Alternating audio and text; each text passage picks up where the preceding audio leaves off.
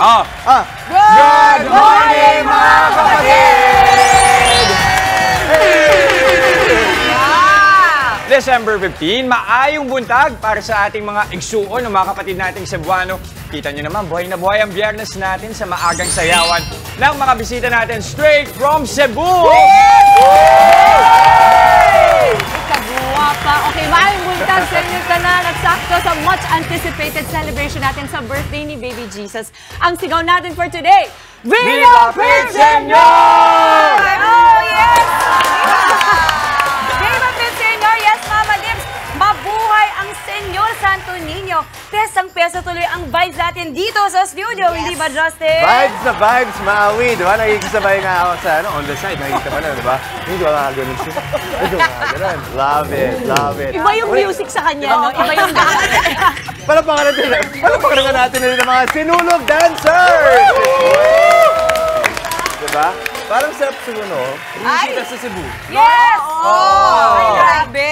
Ako na-witness ko na to. Way back when, in the 90s pa nung malaki na yon ha, pero ngayon parang grabe Doble. na. Sabi ko, oo, grabe, ang laki na ng sinulog ngayon. Kaya napakaswerte po natin lahat dahil nakauna tayo. January pa talaga ang mismong pista ng sinulog sa Cebu. Pero ito na nga, ngayon, nandito sila sa ating studio para sa inyong lahat. Ibang gandang gising natin. At para malaman din natin kung ano nga ba ito? Ano na nga ba ang sinulog? At bakit ba talaga sila dinudumog sa Cebu? Tawagin natin ang mga expert. Nandito rin sila ngayon para i-explain at turuan tayo tungkol sa sinulog. Let's call in Andrew Jimenez, Joel Aguada, at Nimrod Quintiones ng Sinulog Foundation. Good morning, mga kapatid! Good morning, mga kapatid! Good morning! Good morning, mga kapatid. At syempre, batiin na rin natin, Mami Chiki, yung mga nasa likod natin, yung mga dancers and drummers. Wow! Napakasarap ng Sobrang energy. proud sila, di ba? Kanina pa tayo pinagkukwentuhan. Pero bago natin kausapin ang ating mga guests, just tell us a little bit, ano bang dapat namin malaman tungkol sa Sinulog Festival? Well, ang Sinulog Festival happens every third Sunday of January. Yun yung schedule ng Sinulog. That's when we have the Grand Parade. Pero yung fiesta is actually also on that day, pero they adjusted the schedule to give way to the Grand Parade. So, yun, before that, one day before that, may fluvial procession. Early morning. This is a reenactment nung pagdating ng Santo Niño at saka niregalo ito kay Raha Humabon at Reyna Juana. Kasi naging Kristiyano sila, di ba? So, ito yung gift ni Magellan sa kanila. So, that's the reenactment. And then in the afternoon, may solemn procession. Galing Santo Niño, lalabas yan, iikot dun sa city. And then, yun na, it's where you see thousands of devotees. Talagang mapupuno yung daan. Yung head ng procession natapos na, yung tail malayo pa. There were even years na yung tail hindi pa nakalabas ng basilika. Nandun na, bumalik na. Parang hindi kulang yata yung grand celebration. Parang kulang yung grand, parang gargantuan. Pwede. O kaya habaan yung route. Para mas umabot ng kasya lahat. Maynila. But there are many more activities besides the parade, the fluvial. Marami pang celebration and marami pang activities. Andrew, you have a lot, right? Yeah, we have a lot actually. Nag-start yung celebration natin or preparation natin from February, right after the Sinulog.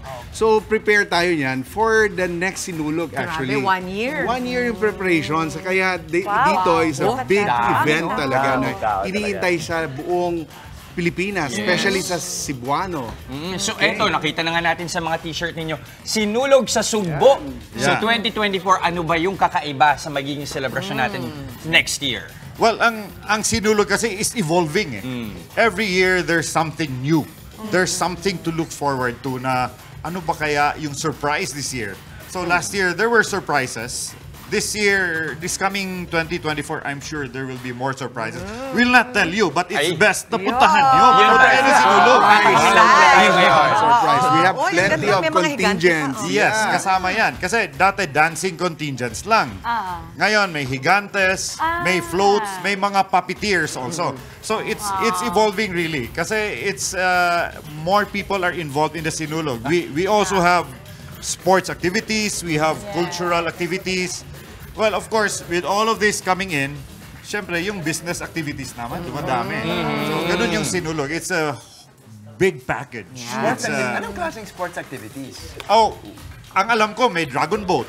Okay. May This is a new football issue, event. yeah. May basketball and many other sports. Wow. Because Meron din may golf. Sinulog Idol. Parang talent show. Parang talent show, Sobrang talentado ng mga Cebuano. Alam natin. O yan. Sa Magagaling kumanta. Sa Cebu, kahit saan ka dumaan, may magaling kumanta. Lahat halos ng mga Sigurado. mahuhusay nating singers galing dyan. Actually, besides the sports and besides the talent, we also have a pageant.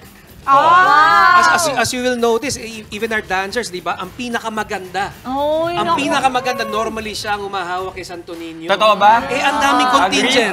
Buti na lang may hawak ako. Halika, di ba? Halika kayo, Grace. Halika dito, Grace. Ayan. Talaga naman. Ikaw daw ang pinakamaganda. Sino naman magsasabing sinungaling ako? Oo naman. Pero hindi ito, Joel, kasi hawak namin yung Santo Niño, alam natin central. Pero ganun din ang Dinagyang, ganun din ang ati-atihan actually. So how are you different? A good question, yeah. Okay. Well, actually, the Sinulog is something that is done outside the Basilica. Pag pumupunta ka doon, may nagbebenta ng mga kandila. You tell them, I'd like to offer a candle, light a candle. So then they tell you, in Bisaya, sir, akong isinulog, isinog. What is that? It's an offering. Like, kaya naririnig nyo, Pete Senyor, kang chiki kini. That means it's your offering. Pete Senyor sa kapatid kini. So it's an offering. So it's a dance offering to the Senyor Santo Niño, who has proven over time na miraculous. Marami kasing gumaling sa sakit, maraming nabiyayaan. Kaya it's actually a Thanksgiving celebration, yung Sinulog, more than anything. It's a dance offering. Oh, And speaking speaking of, of dance offering, sir, baka pwede niyo Speaking of, turuan ng Jester. Ako Sinulog talaga. dance. Pero yung basic lang po. Pero sir, Okay. kay Jester yung advice Oh, po, ha? Okay. Ako na. Kasi ako gusto na. niya yung nacho-challenge siya. So gusto niya. Sir, ako na. Sino ba, sir? Ako na ang magtuturo sa kanya. O ikaw. No, we leave it to them kasi kami mga Ako na old dancer. magtutulak sa kanya. Sige pa. Forward? Forward. Forward. Oy, naka-out, turn out pa. Forward, backward, side. Wow. Side to side. Oh, mabilis, Mabilis! Ayan na nga yung advance.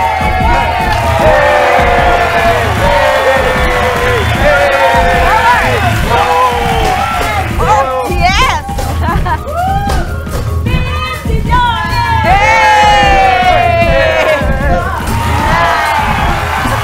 Kaya lang sisigaw. Yes!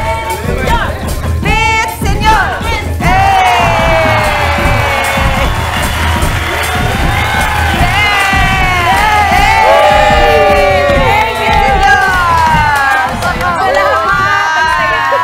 Okay, mga boss, mga sir, tayo po ay mag-imbita na sa ating mga kapatid para sa atong sinulog sa Sugbo. Okay. Maraming tao nagtatanong, no, bakit kami makikisali dyan, ano? So, here's what we can say, no. We would like to invite you. Punta kayo sa Cebu. Makisaya, makisayaw, at makiisa sa mga biyaya na dulot ng Santo Niño. It's not just for other people, it's for yourselves. Besides the color, besides the pageant and pomp and pageantry of all, mararamdaman nyo kakaibang blessing na makukuha nyo sa Santo Niño. Not just for ourselves, even companies go there, even individuals go there, tourists go to Cebu. All roads lead to Cebu because of the Sinulog 2024. That's right. And I would like to invite everybody around the Philippines na January 12 to 22, yan yung whole month of celebration. So marami ka tayong activities niyan. Something for everyone. So invite ko kayo to visit Cebu and enjoy. Sir, online, if we were to check the schedule, ano mga activities, may Facebook page po ba tayo? Or Yes, social media account? we have Facebook page. It's under Sinulog Foundation Inc. Okay. Doon lang kayo. updated tayo lahat. And then if you want to buy tickets, may app din tayo. So you can download. Madali na, madali. Pero yung pinaka-grand parade, kailan mangyayari ulit? 21st. Wow. Yes. And sir, it started at 4 o'clock, Mañanita. Early in the morning. So Mañanita. Napakasaya niyan talaga. And There's then a the parade. mass. There's a mass Natin before yung the parade starts. Dalawang- And then dun sa stage mismo and around the route, may judging. ko So yung yung dancers, hindi lang dun sa stage mismo. They would be dancing around the parade Yan, route. makakalapit kayo dito sa ating mga napaka-pogi na. Ayan. Ano ba tawag sa kanila? Mga... They're Bisdak Spaniards. Bisayang dako na Spaniards. Mga Spaniards. Ayan, maraming Okay. salamat. Thank you so much, Andrew Jimenez you. ng Sinulog Foundation Incorporated. See you in At Sinulog syempre, in sa ating mga Cebu. sinulog dancers, maraming salamat sa inyo mga kapatid. Okay, gawing buhay na buhay pa ang Friday sa lubungin ng araw ng may ngiti at pag-asa. Ako po, si Jess De Los Santos. Para naman po sa mga may pasok at trabaho pa, last day of the work week. Kaya natin to, ituloy natin ang good vibes. Ako po, si Dimple Romana. And speaking of todo, i-push na natin ang mga added inspiration at motivation para mapagtagumpayan ang lahat ng kailangan gawin for this day. Ako po, si Maui David. Shake away na. Shake away the stress, mga kapatid. And take in happiness. Diba? Dahil Biyernes ngayon, samahan na rin ang inyong paborito morning kasalo. Ako po, si Justin Quirino. At syempre, mauna sa ating mga balita sa frontline sa umaga, mga mainit na update sa ilang pangyayari sa loob at labas ng bansa. Ako po si Chiki Roa Puno. Kaya naman, ang masayang bati namin sa inyo, mga ate, kuya, nanay, tatay, lolo at lola. Good morning, kapatid! Grabe yung energy ng ating opening, ano? Pero syempre, pagpapatuloy natin yan throughout the show. Simulan na natin, Justin. Tama tayong energy kasi healthy tayo, Jess. Yan. Ano yan? So kapag healthy snacks ang hanap ninyo, eto, sagot na kayo ng nakilala namin na gustanteng teenager na sa murang edad may napausbong ng business sa carrot chips, mga kapatid. Ang kanyang nakakabilib na kwento sa kitang-kita. At eto po, usapang gulay pa rin. As in, OMG, oh my gulay! Gulay. Dahil ang ilan pala nito, kapag hindi maayos ang pagkakalinis, maaring pamahaya ng mga parasite. Ang mga panganib na dulot ng toxoplasmosis. Pag-usapan natin sa Sabi ni Doc. Para naman po mas pag-alabin pa ang ating Biyernes. Nag-alab tuloy. Makakabali po natin ang isa sa mga lead stars ng M-Quest Ventures MMFF entry na Gombursa. Padre Jacinto, Zamora himself, and Chondi, live na live! At sa mga umaaksyong balita naman sa frontline sa umaga, requirements para sa PUV consolidation niluwagan na. Pero deadline yan sa December 31, hindi na iuurong. At sa ibang balita naman, sunod-sunod na brownout sa ilang lugar, pinangangambahan sa susunod na taon, bunsod ng El Nino. At sa showbiz, silipin ang ilang agaw eksenang tagpo sa kauna-unahang Philippine hosting ng prestigyosong Asia Artist Awards. Mas winner po ang Friday kung ini-next level natin ang happiness. I-share na po yan with us sa pamamagitan ng pagpapakita ng inyong mga makukulit na selfie para po manalo sa ating Kagumoka Ako Selfie Contest. Nood lamang po ng inyong paboritong morning kasalo, kami yan. Good morning, kapatid! So, Melfi at mag-post while watching. Tsaka naman po i-PM sa aming official Facebook page, that is Good Morning Kapatid. Ang mapipili po ng lucky winner, may 500 pesos worth of load. Kaya naman, Kagumoka, go and selfie na. Tuloy-tuloy lang ang pagtutok, mga kapatid. Magbabalik ang inyong paboritong kasalo sa umaga. Good morning, kapatid!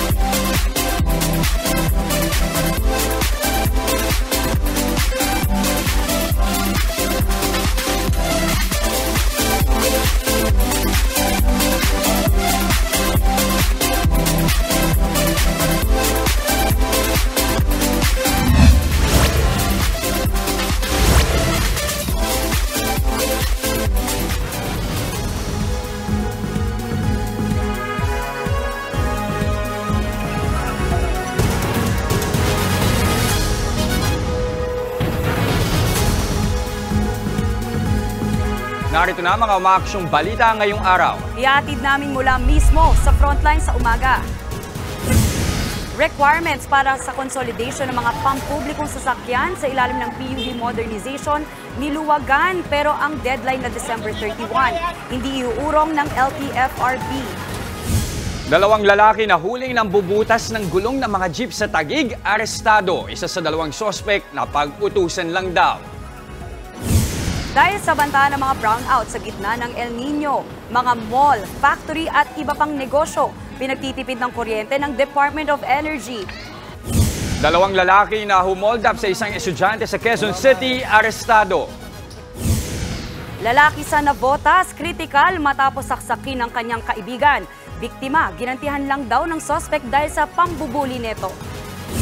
Creamline Cool Smashers nakaisa na kontra Choco Mucho Flying Titans sa Best of 3 Finals ng PVL All-Filipino Conference. At pagiging sweet ni na Catherine Bernardo at Daniel Padilla sa Asia Artist Awards kagabi, nag-trending. DJ binuro pa ang breakup message na kay Catherine.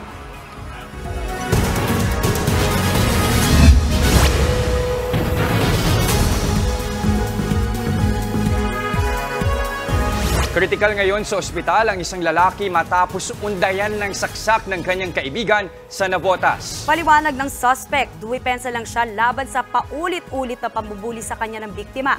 Nasa frontline ng balitang yan si Hannibal Talete. Critical sa ospital ang 23 anyos na lalaking ito matapos pagsasaksakin sa barangay NBBS proper, Navotas City kahapon ng umaga. Ayon sa Navotas City Police, may 20 anyos na binuli ang biktima na napikon na, kaya siya binalikan. Palagi siyang sinasaktan pag nagkikita sila. Yun, isa po yun sa pinagugatan ng away nila. Sa kuha ng CCTV, nakuha na ng sinasabing pananakit ng biktima sa nanaksak na suspect. Kitang naglalakad lang sa kalsada ang nakadilaw na lalaki nang salubungin siya ng biktima na walang suot na damit sa kabiglang pinagsusuntok.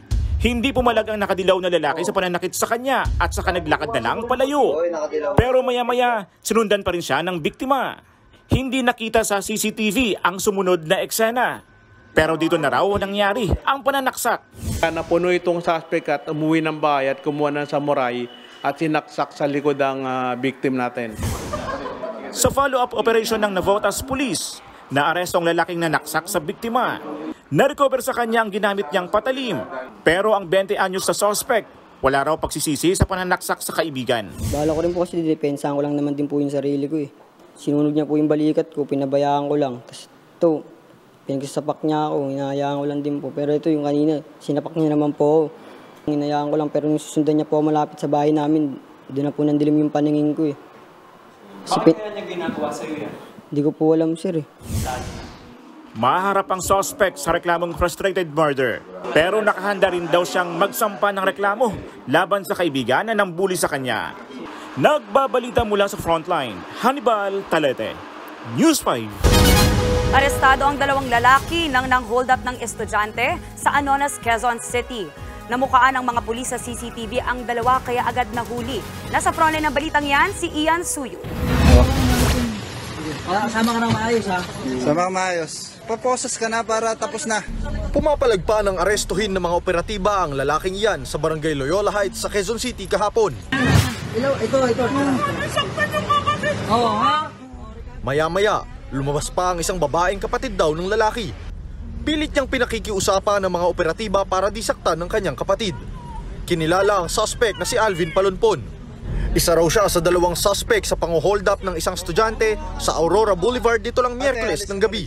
Meron isang estudyante na napunta sa aming istasyon dito sa impilan ng istasyon na allegedly ay siya ay na-hold up, particularly sa Aurora Boulevard, corner ng Katipunan. Siya ay na-hold up ng dalawang lalaki. Allegedly tinutukan siya ng balisong, tapos kinuha sa kanya yung kanyang cellphone na nagkakahalaga na 60,000 at yung relo na nagkakahalaga ng 11,500 at kanyang pera. Sa follow-up operation, mabilis na natukoy si Palonpon at kasabwat na si Mark Lawrence Hemina. Unang naaresto si Palonpon, habang nahuli rin kalaunan si Hemina. Positibo namang kinilala ng biktima ang mga suspect. Na-recover ang mga gamit ng biktima na may kabuuang halagang nasa 72,000 pesos. Nakuha rin sa kanila ang balisong na ginamit umano sa krimen at 600 piso. Sa investigasyon, lumalabas na notorious na mga holdapper ang dalawa sa lugar. So, marami na silang nabibiktima dito. So, dati na silang nakulong sa series ng hold-upan dito sa Quezon City. Bukod sa pagnanakaw, dati na ring nakulong si Palonpon dahil sa illegal na droga. Habang si Hemina naman, 6 na beses nang nasa kote dahil sa illegal na droga at theft. Aminado naman ang dalawa sa pang-hold up. Dahil lang po sa kahirapan ng buhay ngayon. Dala lang po ng bisyo, kaya nagawa ko po yun. So, aminado ka? Opo. Mahaharap ang dalawa sa reklamong robbery. Nagbabalita mula sa Frontline. Ian Suyu, News 5. Wasak ang isang kotse matapos banggain ang isang motorsiklo at sasakyan sa Las Piñas City. Ang driver lasing daw ng madisgrasya. Nasa Frontline ng balitang yan si Dave Abuel. Mabagal ang daloy ng trapiko sa Barangay Talon 1 sa Las Piñas City kagabi. Pero sa kuha ng CCTV, makikita ang humaharurot na pulang kotse na ito. Binangga nito ang isang motorsiklo at itim na sasakyan bago tuluyang tumagilid sa gilid ng kalsada. Ayon sa isang bantay sa gasolinahan malapit sa pinangyarihan ng aksidente, mabilis daw talaga ang takbo ng pulang sasakyan. Bigla po may narinig po kong lagabog. Sobrang lakas po. Tayo na paglingon ko na po, nakita ko na po na tumagilid na po yung sasakyan. Agad na rumisponde ang mga tauhan ng barangay. Depensa raw ng driver ng pulang sasakyan. Iniwasan daw nito ang rider sa harapan, kaya napunta siya sa gilid ng kalsada at saka tumagilid. Pero tingin ng mga taga-barangay, nakainom ang driver ng pulang sasakyan. Galing daw Southland yung nakamotor. Parang kinat daw siya. Kaya nabangga niya.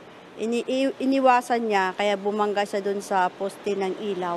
Tinanong ko siya kung lasing, sabi niya hindi, pero nung nagsalita siya, naamoy ko po na nakainom siya. Sa lugar ng aksidente, makikita pa ang ilang basag na bahagi ng mga ilaw ng sasakyan. Kita rin ang nayuping poste na nabangga. Ayon sa mga otoridad, iniinda raw ng rider ang braso at binti nito. Wala namang natamang sugat ang driver ng tumagilid na kotse. Inaalam pa ng News 5 kung nagkaaregluhan na ang mga sangkot sa aksidente. Nagpaalala naman ang mga otoridad na huwag nang magmaneho kung nakainom lalo ngayong sunod-sunod ang mga Christmas party. Nagbabalita mula sa Frontline, Dave Abuel, News 5. Di bababa sa 4 ang patay sa sunog sa Bacoor, Cavite. Pasado alas 2 ng madaling araw kanina nang matupok ang ilang bahay sa Barangay Talabados. 3 oras tumagal ang sunog bago naapulan ng mga bumbero. Sa kasunod na investigasyon dito, tumambad ang bangkay ng mga nasawi. Mahigit 20 pamilya naman ang apektado. Patuloy pa rin ang investigasyon ng mga otoridad sa pinagmulan ng sunog. Tila personal daw at hindi lang basta-bastang pagnanakaw ang pagsalakay ng isang grupo sa bahay ni LTFRB Chairman Chofilo Guadis. Sinabi ito ni Guadis matapos pasukin ng 10 armadong lalaki ang kanyang bahay sa Dagupan City sa Pangasinan. Katakatangang araw na cellphone ng kasambahay at 1,000 piso lang ang tinangay ng grupo. Traumatic daw ang naranasan ng kanyang pamilya, lalo na para sa 91 anyos na ina ng chairman. Sa kabila niyan, naniniwala raw si Guadis na makakamit nila ang hustisya. Patuloy lang din daw niyang gagampanan ang tungkulin bilang LTFRB chair. Inaalam pa ng mga otoridad ang pagkakakilanlan ng mga salarin. Nagbabala ang grupong Piston na baka transportation crisis mauwi ang PUV Modernization Program. Bagamat pumayag ang LTFRB na luwagan pa ang requirements sa consolidation, hindi raw nila iuurong ang deadline nito sa katapusan ng taon. Nasa frontline ng balitang yan, si Gerard de la Peña. Patikim na raw ng nakaambang krisis sa transportasyon ang 2 araw na tigil pasada ng grupong Piston laban sa consolidation ng PUV Modernization Program na sinimulan nila kahapon. Ang ilang pasahero tuloy, aminadong nahirapan sumakay dahil madalang ang mga pumapasadang jeep. Kadalasan ko pong sinasakyan is jeep. Mahirap po sa akin kasi puro bus siksikan. Humingi naman ng paumanhin ng Piston sa mga naabalang pasahero. Pero kung hindi raw nila ito gagawin, mas malaking problema ang kakaharapin ng publiko pagpasok ng Enero. Ito pong labang ito ay hindi lamang laban ng mga driver at operator ng jeepney, kundi laban ito ng lahat ng mga pampublikong transportasyon at siyempre sa ating mga mamamayan. Base sa datos na nakalap ng grupo, 26% lang ng mga jeep ang nakapag-consolidate, habang 36% naman ang sa UV Express. Ayon sa LTFRB, hindi na ire-renew ang prangkisa ng mga PUV na hindi sasali sa consolidation hanggang December 31. Kaya babala ng piston, sandamakmak na ruta ang mawawala ng masasakyan kung magmamatigas ang gobyerno. Aminado naman dito ang Department of Transportation. Pero pagtitiyak nila, magbibigay ng mga special permit ng LTFRB para maserbisyohan ang mga maapektuhang pasahero. Tayo po ay umaasa na matapos po itong December 31 deadline natin, come January 1, hindi po tayo magkakaroon ng transportation crisis dahil po sa nakita na po ng LTFRB na ang mga major routes po natin ay meron ng mga consolidated operators. Para naman mas makumbinsi ang ibang tsuper at operator na sumali na sa consolidation, pumayag ang LTFRB na mas luwagan pa ang requirements. Sa dialogo kahapon ng mga opisyal ng ahensya at piston, pumayag din silang ORCR o Official Receipt at Certificate of Registration na lang at petisyon ng kailangan para makabuo ng kooperatiba. Pwede na rin kahit 10 unit na lang at hindi na 15 ang kailangan sa pagbuo nito. At pinayagan na ang rehabilitasyon ng mga jeepney para hindi nasapilitan ng pagbili ng bago unit. Nagbabalita mula sa Frontline, Gerard de la Peña, News 5. Sa pool sa video, ang dalawang lalaki na sinasadyang butasan ng gulong ang mga jeep sa Taguig kahapon. Pag-amin ng isang sospek, inutusan silang puntiryahin ang mga di sumama sa transport strike. Nagbabalik si Dave Abuel. Tingnan ang lalaking yan na nakaupo sa e-bike sa may MLQ Road, Barangay Hagonoy, Taguig City kahapon. Pagkadaan ng isang modern jeep, mapapansing may pinulot siya sa kalsada. Sa kabilang kalsada, isang lalaki rin ang may pinulot din sa daan. Nang makalampas na ang isa pang jeep, ang mga paulit-ulit na hinagis nila sa kalsada at dinampot, mga pako pala.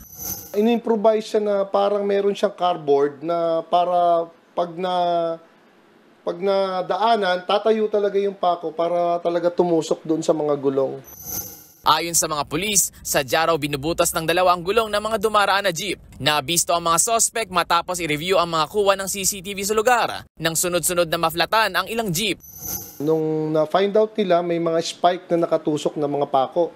At hindi lang isang pako, ang pako nila is yung isa apat, yung isa 2. Kasama sa mga nabiktima ang 12 units ng modernized jeep ng Taguig Transport Service Cooperative. 15 gulong daw ang nadali ng mga pako. Aabot daw sa 90,000 pesos ang halaga ng mga nasirang gulong. Nung in-open ko yung messenger ko, tinignan ko yung may GC kami ng mga driver in case sa mga ganyang incident. So nakita ko na yung mga driver, nagsisend na sila ng mga gulong nila na may mga pakong nakabaon doon sa kanilang mga gulong na naka-flat. Agad na dinakip ng mga otoridad ang dalawang lalaki sa CCTV. Ayon sa isa sa mga sospek, napag-utusan lang daw siyang hagisan ng pako ang dumaraan ng mga jeep, kapalit ng 100 piso. Ang ikalawang sospek, nakisali na lang daw para mantrip. Napag-utusan lang po. Wala lang po. Kasi yung mga hindi na sumama sa strike. Nakita ko po na naghahagis po sila, nainganyo po ako. Pero wala pong involved na money sa akin. Pinaghahanap na ng mga pulis ang itinuro ng sospek na nag-utos sa kanya. Tinitingnan ngayon ng mga otoridad kung may kinalaman nga ba ang insidente sa 2 araw na tigil pasada kontra PUV modernization. Pero mensahe ng kooperatiba, hindi naman kami kalaban. Huwag sana silang magalit sa amin na sumunod lang naman din kami sa gobyerno. Hindi naman kami yung nagpapapapad Nasa kustodiya na ng Taguig City Police Station ang 2 sospek na maharap sa reklamong malicious mischief. Nagbabalita mula sa Frontline, Dave Abuel, News 5. Trending naman po ang performances ng ilang K-pop at P-pop acts sa Asia Artist Awards kagabi. Bukod po sa Korean stars, ilang Pinoy celebrities din ang pinarangalan. Nasa Frontline po ng balitang yan, si MJ Marfori.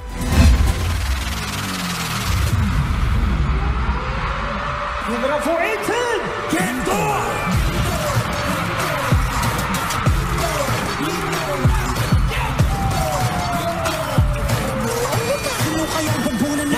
Makasaysayan at matagumpay ang kakatapos lang na 2023 Asia Artist Awards dito sa bansa.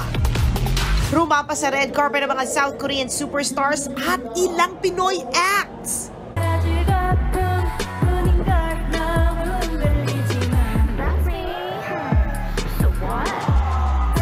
Pagdating naman sa mismong concert, pasabog ang mga performance ng Asian superstars na lalong nagpainit sa buong Philippine Arena.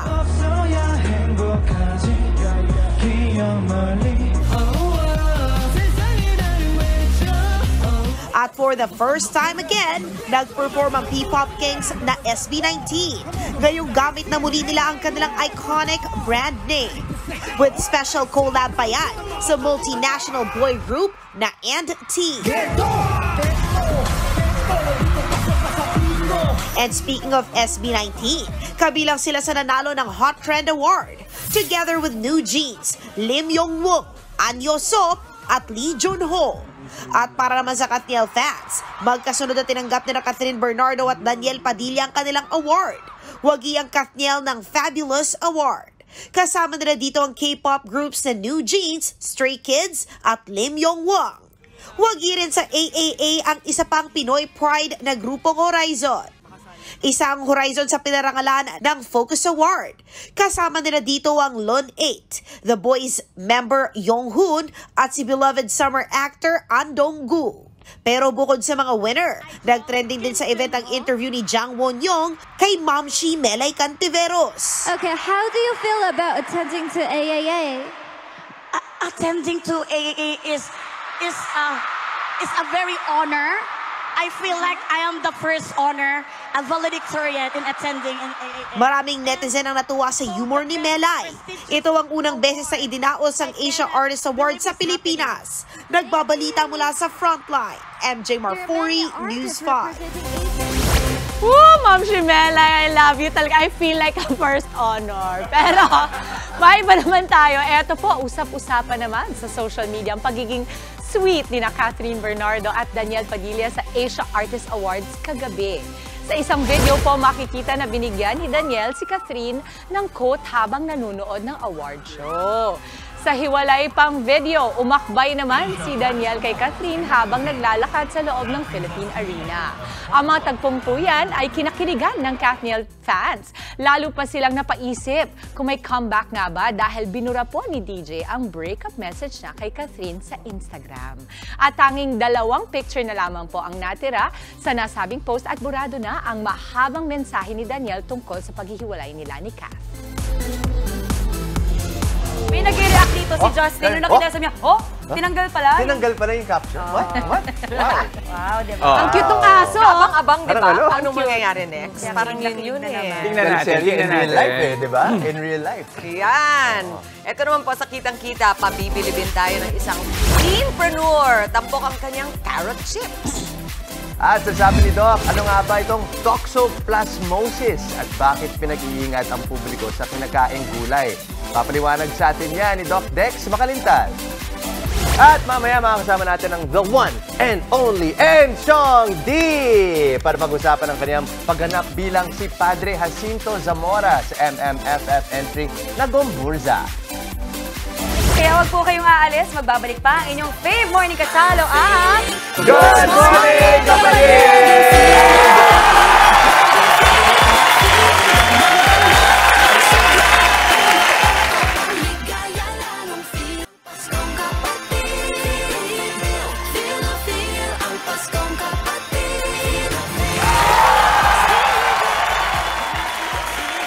Babalik po ang Good Morning, kapatid. Gulay is life, lalo na sa mga health conscious.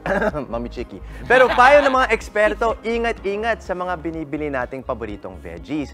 Baka kasi kontaminado pala ito ng mikrobyo. Ito ang sabi ni Doc.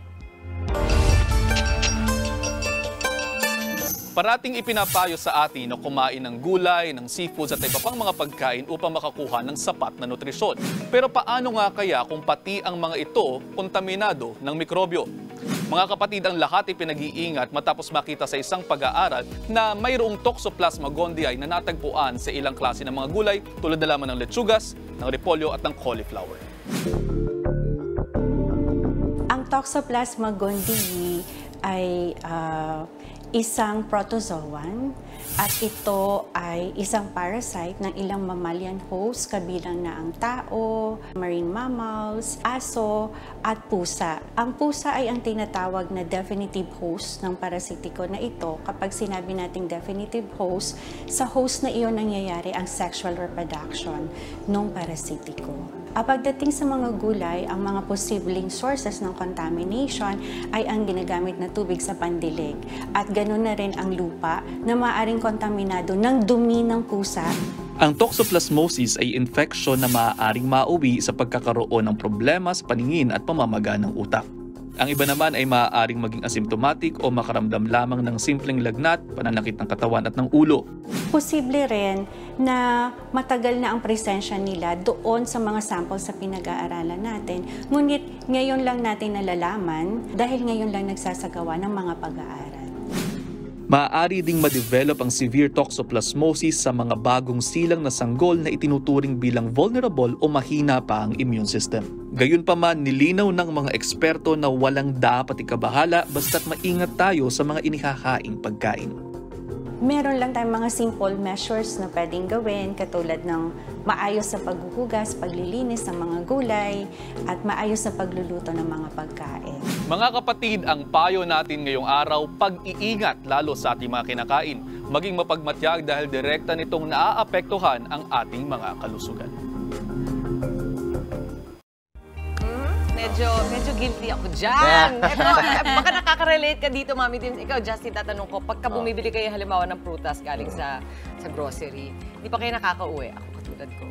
Lalo na pag yung pwede mga grapes, ganyan, makain na ako. Kakainin ko na. Hindi pa nahugasan. Okay.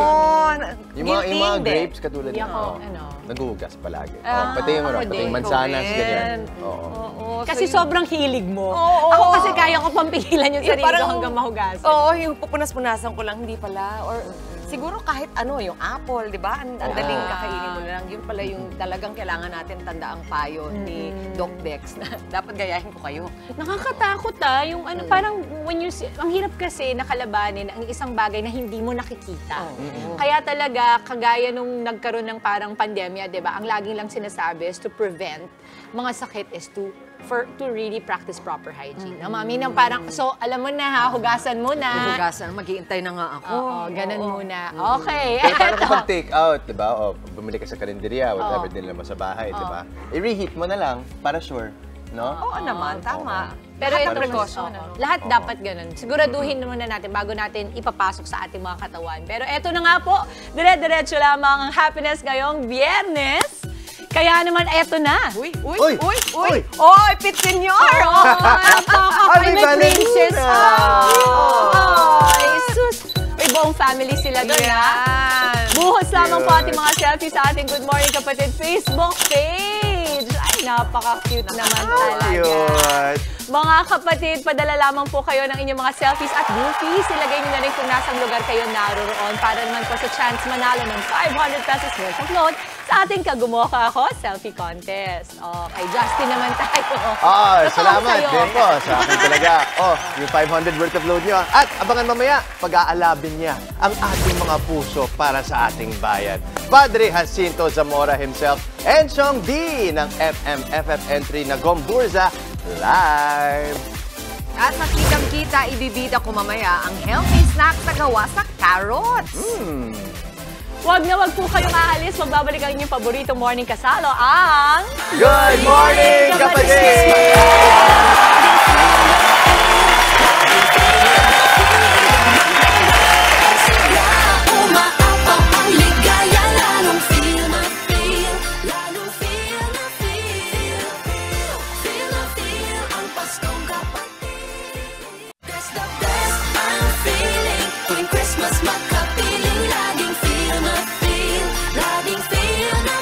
Damang-dama ang sigla, umaapaw ang ligaya.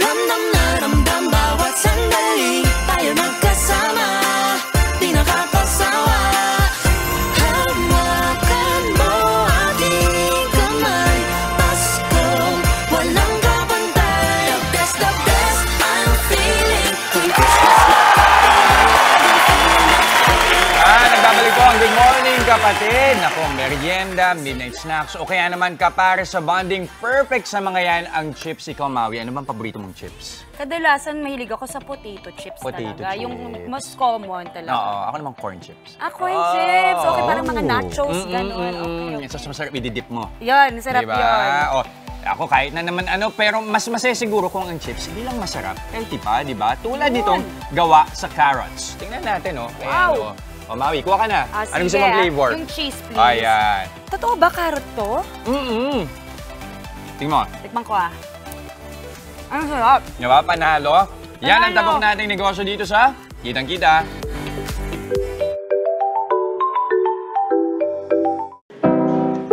Chichirya na healthy? Pwede ba yun? Oo naman. Presenting Carrot Chips. Ito ang pinagmamalaking healthy snack na negosyo ng teenager na si Jeric. Dahil chichirya lover si Jeric, ito ang naisip niyang gawing negosyo. Sa edad na 18, sinimulan ni Jeric na magtinda ng carrot chips gamit ang 250 pesos na puhunan. Gaya ng ilang negosyo sa online market, naging instant hit ang kanyang carrot chips. Mapapabilib ka talaga sa teenpreneur na si Jeric. Paano ba naman? Kumikita na siya ng 5 digits kada buwan. Mapapa-oh my carrot ka talaga.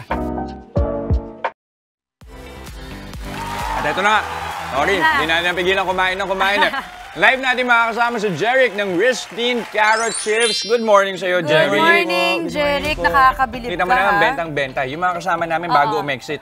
Sandamakmak na yung kinuha. Hindi lang po nakita ng ating mga kapatid viewers, pero bawas na po yung chips dahil ganun siya talaga kasarap. Matanong ka namin, bakit naman kasi carrots nga yung naisipan mong gawing chips? Dahil po sa dati ko pong business, yung kinalugi po kasi nun mabilis masira. Anong negosyo ba yon? Hotdog rings po yun. Hotdog rings. So parang mga pinirito lang na ginawa mong bilog-bilog. Ganun ba? Opo. Tapos kinalugi po na mabilis po masira, kaya po naghanap po ako ng solusyon na yung pagkain natatagal sa market. So, yung naano ko po, carrot chips. So, ang dami ko pa pong inimbento. Malunggay chips, tapos repolyo chips. Di po Pati repolyo? Medyo malambot yun. Di po masasapan lasa ko. Yung pangatlong taray ko po, carrot chips. Sabi ko may potential to, i-improve ko lang. Wow. Yun na po yung nilabas ko sa market. Alam mo, nakakabilib ba? Kasi first time ko po talaga makadinig ng carrot chips. And feeling ko, wala pa masyado nito sa market. Totoo ba? Wala pa po sa market. Kaya po, mas lalo ko pa pong minamarket po sa social media po ngayon. Paano ba ginagawa ang carrot chips? Siyempre, alam natin, carrots so healthy na. Healthy din ba yung way ng paggawa mo? Yes po, healthy po. Kasi po yung carrot po, biniblend po namin, tapos nilalagyan po namin ng mga pampalasa, flour, para po mas maging crunchy siya. Tapos deep fried ba yan? Paano? O air fried? Ano po siya? Hindi po siya kagaya ng ibang chips na babalatan mo lang tapos lalagay sa mantika. Yung chips po namin is inaano po namin siya. Biniblend po namin para po mas maging crispy po yung chips.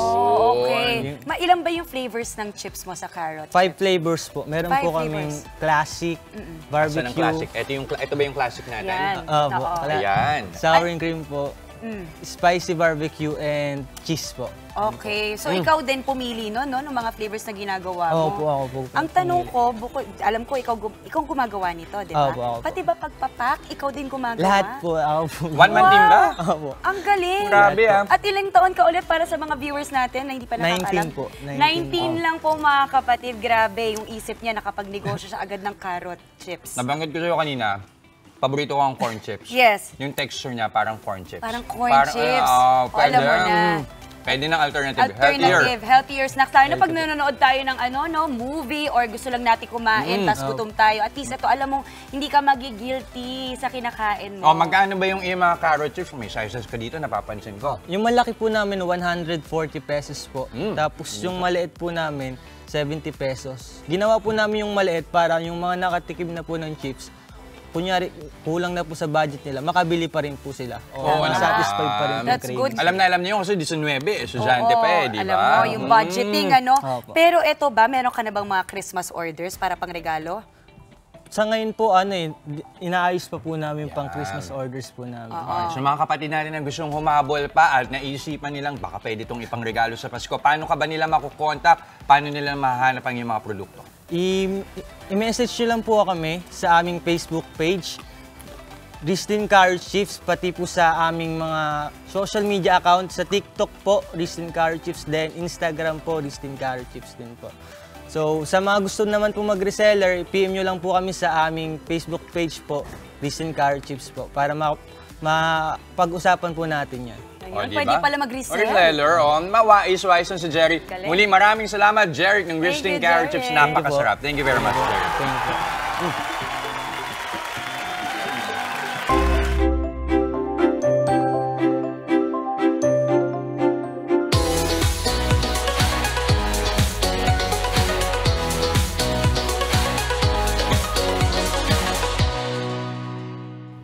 Hi, Coach Pia po. Sasagutin ang mga tanong nyo tungkol sa MX3. For this episode's question, MX3 capsule has natural ingredients.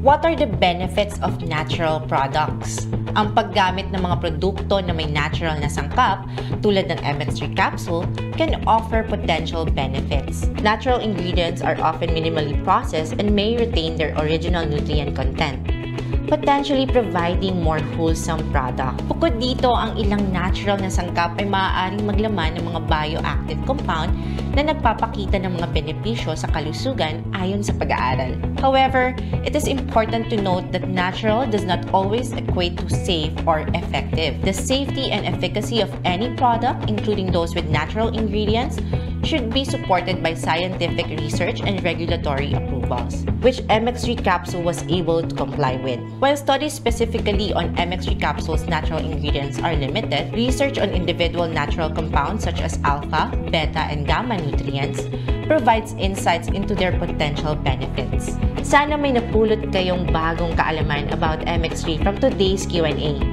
Till the next one.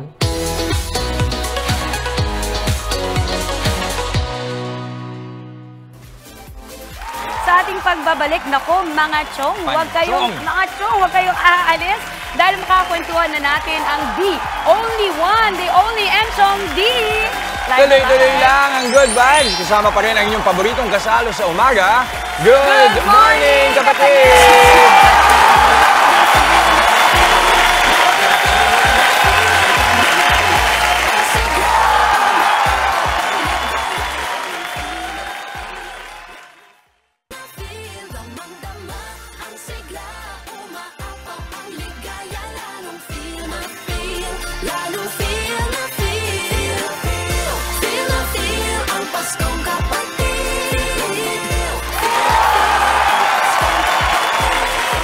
At nagbabalik po ang Good Morning Kapatid. Isang actor, model, businessman at swimmer ang ating loding sikat ngayong umaga. At sumikat siya dahil sa kanyang talento sa pag-arte. Nagkasunod-sunod nga ang mga project niya sa telebisyon noong mga taong 2009 and 2010. Medyo in-age natin siya doon. Kahit sabihin pa natin yan, di natin matatagal, hindi tumatanda tong taong to. Naman. Vampira to. Alam mo, Jess, mga kapatid, mga kasama po natin na isa sa mga pinakahinahangaan at nire-respetong aktor ng bansa, Mr. Enchong D! Ang sarap naman ng intro na yun. Hello mga kapatid. May pa-tribute eh, kinaya mo ba?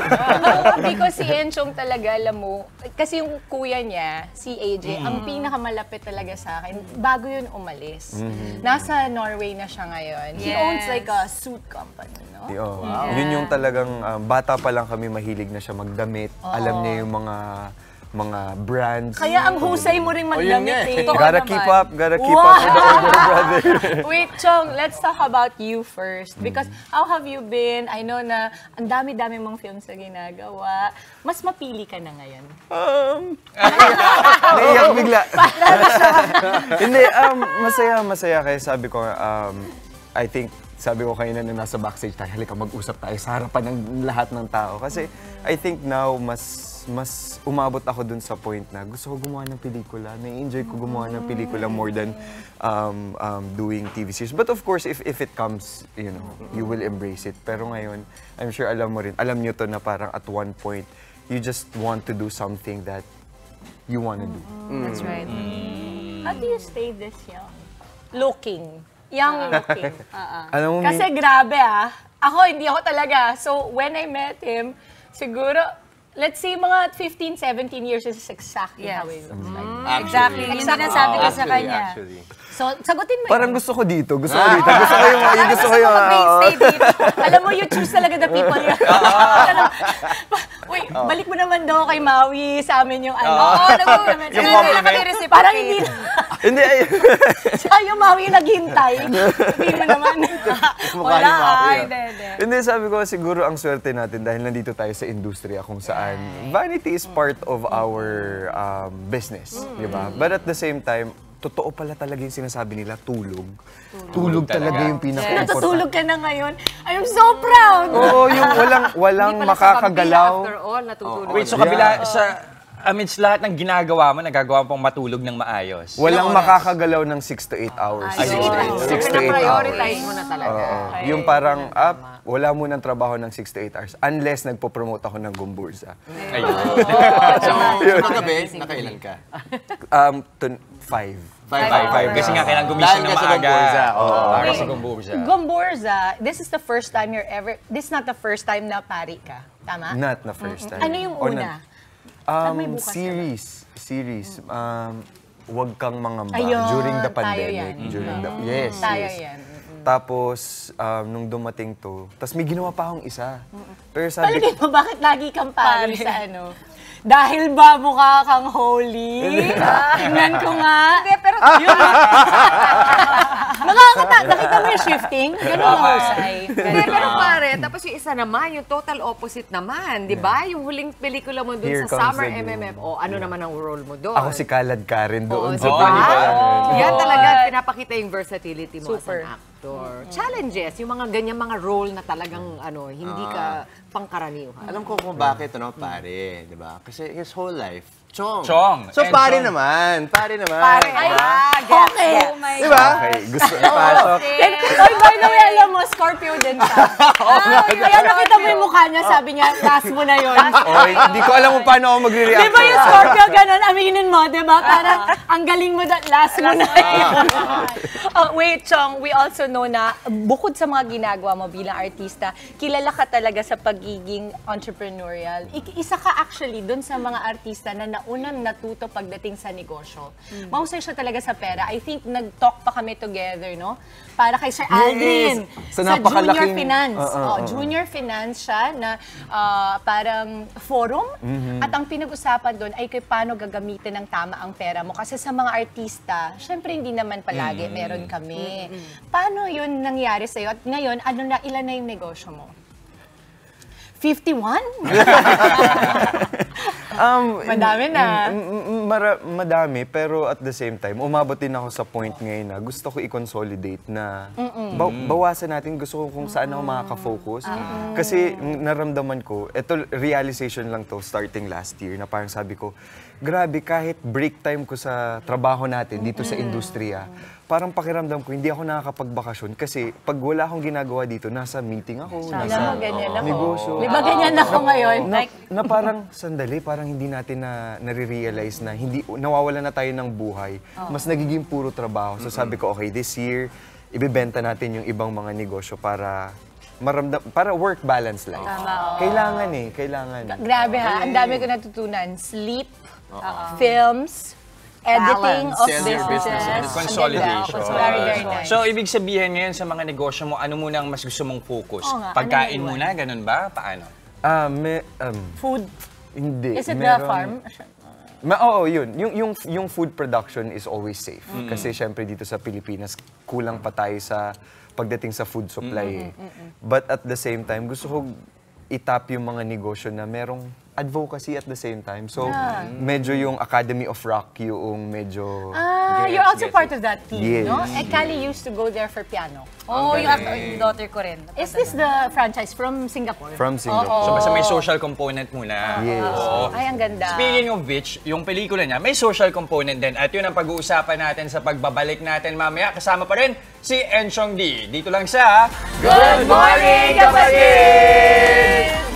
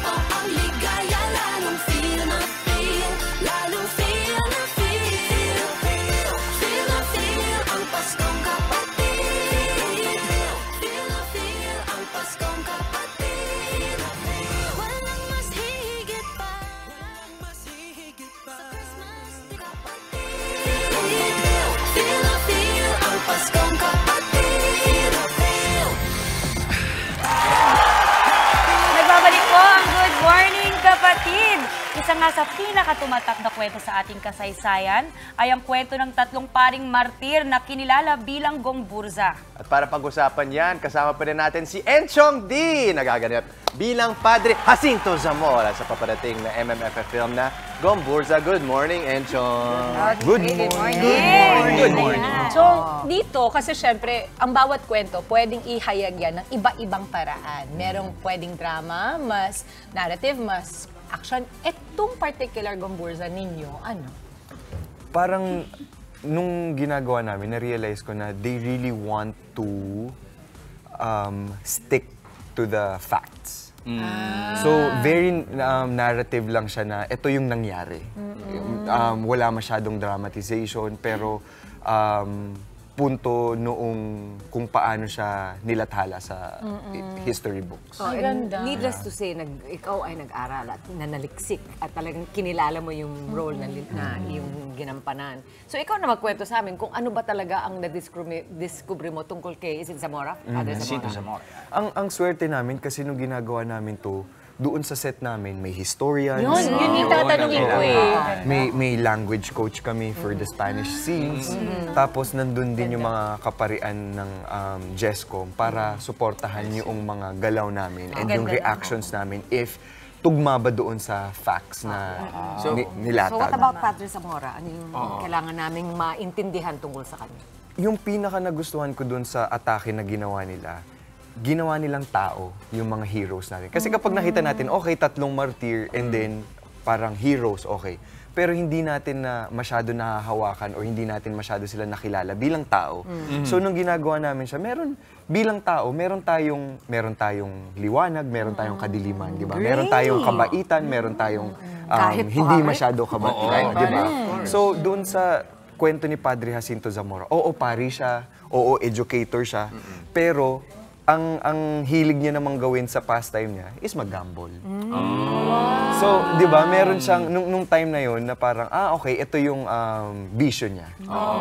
So mas nakaka-relate tayo na, okay, hindi lang pala siya parang, pag sinabi kasing hero, parang, hindi, ang bait niya, ang ganda ng ginawa niya. Hindi, meron, di ba, tao rin sila. Yun. Pero ano sa tingin mo yung dapat tutukan dito ng mga kapatid natin na manonood for them to appreciate? Kasi minsan pag historical, iniisip, pag bata, malay ko na dyan or hindi namin na minsan na pag-aaralan. So ano dapat yung abangan dito sa pelikula? Ako, para sa akin, ang pinakamagandang paraan para matuto is film showing. Di ba, nung high school natin, gagawa tayo ng reaction paper kapag katapos ng film showing, which mas na-absorb natin because it's always good to be educated while being entertained. Mas immersive. Di ba? Alam mo, palagay ko, sabihin ko lang kasi public school ako eh. Di ba doon, pinapatay yung ilaw, papalabas sa maliit na TV, sa monitor, tapos papapanoorin kami. So, sana ma-encourage yung natin, mga eskwelahan natin, both private and public to watch Gomburza. Kasi ako, tingnan mo, hindi ko nga alam. Sabi ko, ano kayang meron sa Gomburza? And kami sa pamilya, ang date talaga ng family namin pag Pasko, nanunood kami ng MMFF. Kami rin. Umaga hanggang gabi. Kami magkakapatid. Pipila. Pipila pa kung kailangan. Sinong dalawa pa dito sa tatlo kayong pare? Sino yung dalawang artista pa? Dante Rivero. Uy, grabe naman! At saka akala ko, Encho. Hindi, papunta yun eh. Dante Rivero, Cedric Juan, and Encho. Hindi, yun. Padre Gomez. naman talaga nito si Zamora. Padre Gomez is played by Dante Rivero and Padre Burgos is played by Cedric Juan. So, mas matanda pa na yun. Piolo is also isa sa mga pari din doon. Yes. And yun yung isang revelation din sa akin. Kasi pag nakita natin yung illustration ni Dr. Jose Rizal, yung nakikita natin na tatlong pari na drawing, si Dr. Jose Rizal yung nag-illustrate na nito. Para pala ikaw yun, multi-hyphenated, ang daming alam gawin. Ay, hindi naman sa pagmamayabang. Kaya kailangan nakasalamin siya kayo kasi nga. Oo, smart. Di ba? Tali-talinuhan. Hindi, pero nung si Padre, Dr. Jose Rizal yung gumawa nun, parang magkakaedad sila. Diba? Pero to realize na si Padre Gomez pala was 70 plus na noong ginarote siya. And then 33 si Padre Burgos and 34, 35 si Padre Jacinto. Pero interesting din dito, hindi lang siya Gomburza. Pag-aalabin ang puso, tama ba? Yes. Bakit ayun ang naisipan na subtitle? Anong kahulugan nun dun sa pelikula? Ito isang learning din sa akin na parang simula pala noong nangyari yun sa Tatlong Pare, doon nagsimula yung pinangalan ni Jose Rizal na Filipino. Yung tayong pagkakakilala natin bilang Filipino, nagsimula yun doon sa Tatlong Pare. Sinulat ni Jose Rizal yung El Filibusterismo pagkatapos noong nasaksihan or na-experience nila doon sa time na yun, yung pagkagarote doon sa Tatlong Pare. Ang sarap na guess ni Enchong, no? Ang dami kong natutunan. Alam mo, quiet ka today. Oo, ako ang natututo ngayon. Kasi ito yung pambato ko, valedictorian namin to dito eh. Pero sige nga, how has this transformed you, itong pelikula ito? Meron akong bigger appreciation, a next level of appreciation of being a Filipino.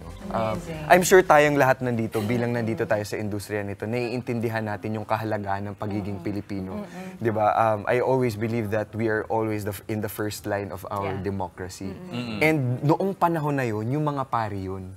Kasi sila yung may kaunting impluensya, sila yung may kaunting kapangyarihan bilang, di ba, second-class citizen tayo nung time ng mga pero yung mga pari natin, ito yung lumalaban para sa atin na okay, kahit konting freedom, di ba? Kahit konting pagkilala bilang isang Pilipino, yun yung kinikilabutan ako. Ang ganda ang sinasabi mo. Di ba? So, at dahil ikaw to, naniniwala ako, Chong. Dahil ikaw ang nagsasabi. Totoo yun. Meron kasi mga taong pag nagsalita, hindi nila yon naisa sa buhay. Dahil kilala ko siya, alam ko, kaya kinikilabutan ako. Chong, it's your time to promote the movie because ngayon ko lang naisip na it is an MMFF movie, pero masarap siyang panoorin, maganda, nakita ko yung feed, pero parang kailangan siyang panoorin. Go ahead. And even after the Metro Manila Film Festival, so sana mga kapatid, ngayong Pasko, sana ay magkaisa tayong mga Pilipino para panoorin ang isa sa pinakamahalagang kwento ng ating kasaysayan. Alamin natin kung gaano kalaki ang ambag ng Gumburza sa ating bayan. Hindi lang po nila ito kwento natin ito bilang mga Pilipino. Produced by Jescom Films, MQuest Ventures ng MediaQuest in cooperation with CMB Films, directed by the Pepe Jokno. Check nyo po kung saan ipapalabas sa lugar ninyo ang Gumburza dahil showing po ito December 25 ngayong Pasko bilang parte ng Metro Manila Film Festival. Sana po buksan ng mga sinihan ang kanilang pinto para sa pelikulang dapat mapanood ng bawat Pilipino. Gumburza, December 25 po. Thank you, Pare Chong! Eto na! Sobrang panalo tayo today, hindi lang dahil nandito si Chong, kung hindi dahil may nanalo na po sa ating Kagumoka Ako Selfie Contest. Congratulations! Kapatid na Carmen Pineda, napaka-cute niyo po! May santo ninyo kasi nga dahil sa sinulog na guest natin kanina. Hintayin lamang po mensahe ng aming staff para maklaim po ang inyong 500 peso worth of load. And that is it para sa ating nag-aalam na Friday Spread Happiness lang, mga kapatid. Isang makabulang umaga na naman ang naihatid namin sa inyong tahanan. 10 days to go, Pasko na! Ayun pinakabagandang This morning, mga kapatid, kita po pa rin tayo sa Luna. Gawing habit na ang pagtutok sa amin every morning para siksik ang araw ninyo sa saya at informasyon. Mga mainit na balita at nakaka-inspire ng mga kwento, yan at marami pang iba kasama ang inyong fave morning kasalo. Ito ang Good Morning, Kapatid!